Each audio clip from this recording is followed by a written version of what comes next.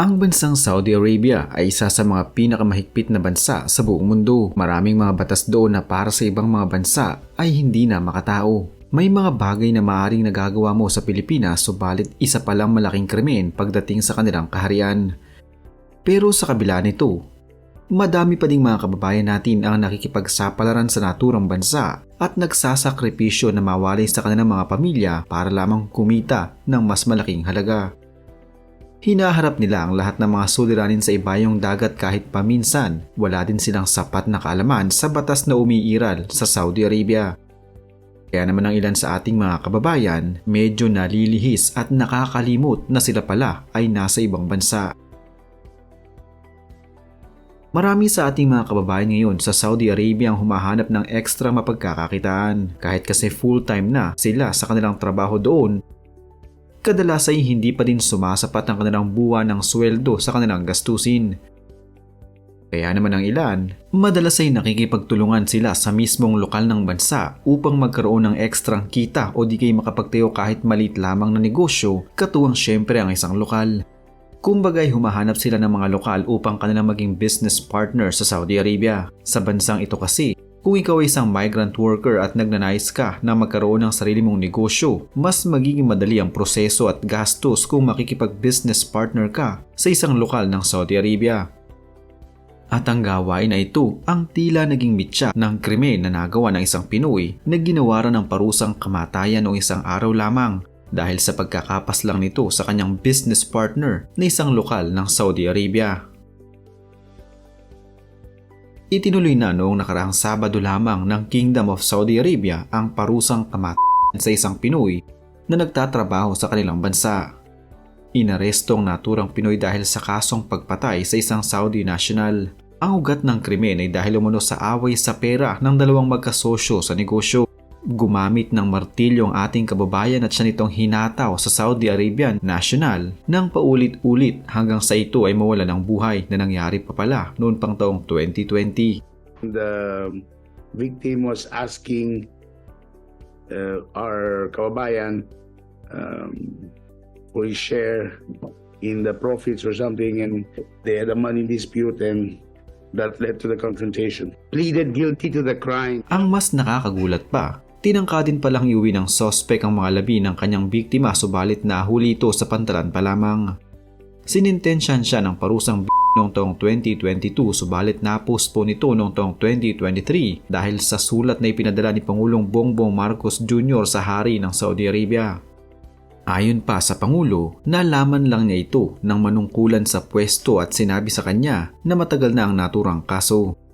Gayunpaman, noong nakaraang Sabado lamang ay itinuloy na ang pagbitay sa ating kababayan sa pamamagitan ng retribution.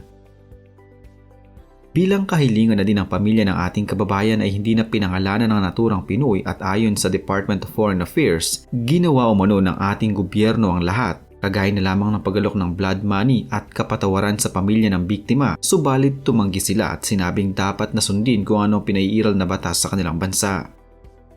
Binigyan ng pagkakataon ng Pinoy na muling makita ang kanyang pamilya bago siya parusahan subalit tumanggi ito at mas pinili na lamang na wag nang magpakita sa kanyang pamilya sa Pilipinas. Thoughts and prayers are with them, we will. There is nothing that one can do to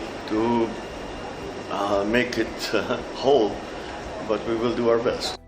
Kahit ang gobyerno ng Saudi Arabia ay humanap ng paraan upang maisalba ang buhay ng Pilipino, subalit. It's a terrible tragedy and there was very little we had left to do. We had very few options left. We tried everything and for many years. And the Saudi government really tried to look and to be sure that the judgment of hanging was actually deserved. Kasalukuyan na ding inaayos at inaasikaso ng Department of Foreign Affairs ang nasa mahigit kumulang 750,000 pesos na sweldo ng Pinoy na hindi pa nito nakukuha mula sa kanyang employer para maibigay sa kanyang pamilya sa Pilipinas. Samantala, dito naman sa Pilipinas, Taong 2006, pinawalang bisa ng nooy presidente na si Gloria Macapagal Arroyo ang parusang kamatayan kasabay ng pagtalima sa Espanya upang maligtas ang inosenteng si Paco Larrañaga patungkol sa napakalaking kaso ng mga Chong sisters sa Cebu. 1,230 mga preso ang naligtas mula sa parusang ito sa pagpirma ni Arroyo at reklusyon perpetwa o panghabang buhay na pagkakabilanggo na lamang ang mga ipinataw sa mga ito. Sa panahon ng Kastila, firing squad, pagbigti at garote ang paraan ng pagpatay sa mga naparusahan ng kamatayan.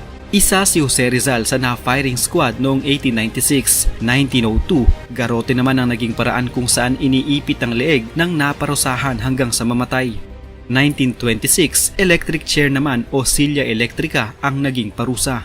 Malinaw naman sa kahit na sino ang naging kasalanan ni Etchegaray. Nagkataon lamang noon umano na umiiral ang parusang kamatayan sa Pilipinas. Ang parusang kamatayan marahil ay naghahatid ng hustisya sa isang taong nawala ng kanilang mga mahal sa buhay. Para sa kanila, ang parusang kamatayan na lamang ang natitirang solusyon upang mabawasan ang kanilang sakit na nararamdaman. Sa paraang ito, matatawag na ang isang kaso para sa kanila ay nakamit na ang hustisya. Sa kabilang panig naman, maraming hindi pa rin sumasang-ayon sa parusang kamatayan dahil ang kaisipan na ito ay isang immoral at hindi makatarungang ating gagawin para sa isang taong nagkasala dahil sa kanilang paniniwala, ang kamatayan ng isang tao ay hindi masusolusyonan ng pagpatay pa ng isang individual.